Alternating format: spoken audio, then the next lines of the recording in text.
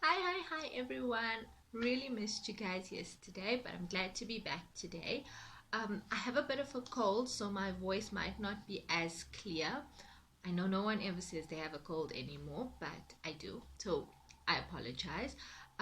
So today, what I want to look at is really looking and being interviewed for a job. Now, I'm going to go through online interviews sometime in the week if I find the time, but I really wanted to touch on this. So, I did a few interviews recently, and there's one big element that candidates are missing, and that is passion for wanting that job. And I tend to not want to talk about a job, but rather a career path.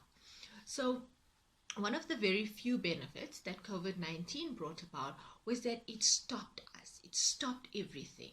And so it gave us the time to understand ourselves and understand what we're doing in our life and the time we're spending and our jobs. Are we happy? Our careers, are we happy with the path we've taken? Or is there something we want to change? And it's also given us the time to try and change that. So when people are interviewing for a position, they tend to lose that passion for where they want to be. When I did articles and I completed my articles, I really didn't know what was the world about. I didn't know even my sector, my industry, and I started looking for a job. So I come from a Indian background, and in my community at that time, I'm not sure if things have changed now so much, but at that time, success, the picture of success was you either needed to be a doctor, a lawyer, or an accountant. I think it was those three. And you needed to get a great job, obviously, and earn well, and then buy a house and a car, and preferably then be married. So that was the picture of success.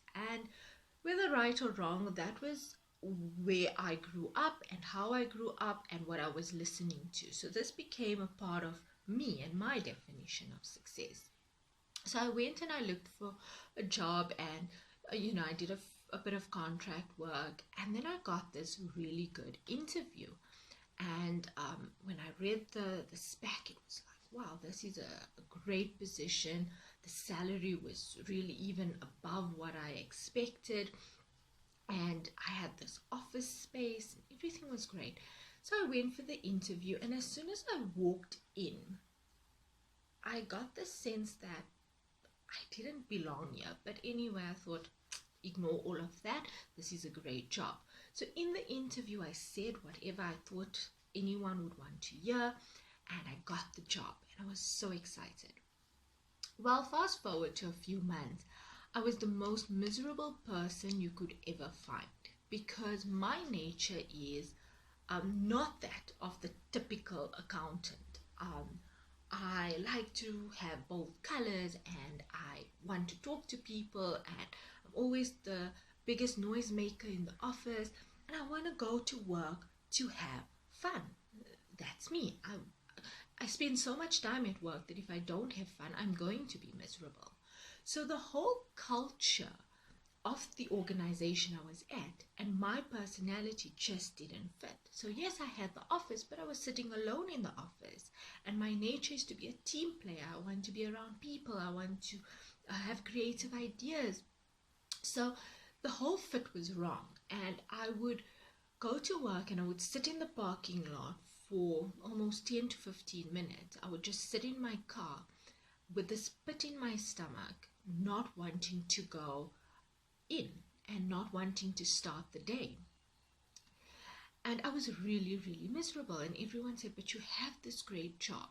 But it didn't fit me. So I started going for other interviews, and I got an interview for, I think, an audit position. And I went in, very informal type of interview.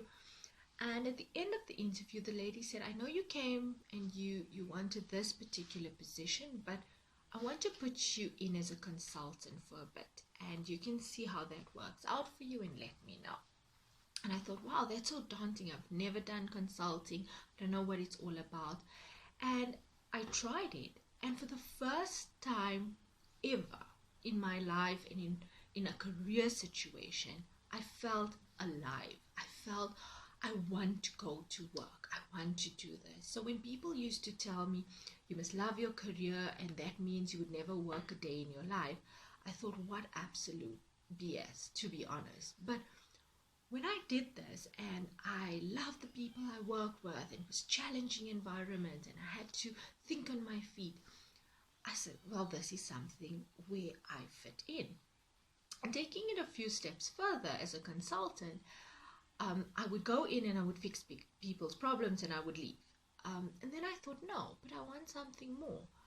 And I want to teach people and I want them to learn new skills and improve their businesses. And one of the ladies I work with, she says, but that's absolutely stupid, Trish, because if you do that, then your need is gone, because then what do you fix? And I said, but I do have another need, because now I can do training and I can uplift people and I can encourage people. And when I go back after a year, I can see the improvement and I can know I'm part of it. And this got me alive again and thinking. So I used the skill sets that I acquired and that I studied, but I made it into something that fits who I am.